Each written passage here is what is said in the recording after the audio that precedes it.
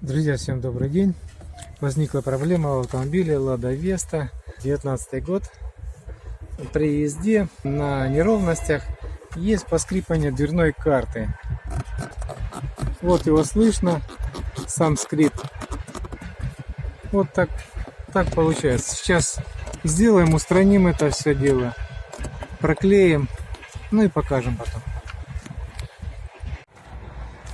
Друзья, немного переделал дверную карту. Сначала поклеил шумку на саму дверную карту, но скрипит. Пришлось клеить на рамку двери. Поклеил вот таким путем. Вот так получилось.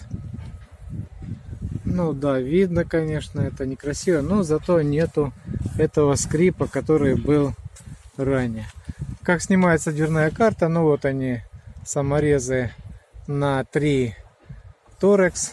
1, вот он 2, 3, 4, вот он 5. И внутри, когда снимаем вот эту вот рамку с управлением открывания окон, и там внутри еще на 5 тоже торекс. Откручивается и снимается защелками, такими вот приспособлениями для снятия дверных карт. Все, всем, друзья, спасибо, кто смотрел. Подписываемся на канал, ставим лайки. Всем удачи.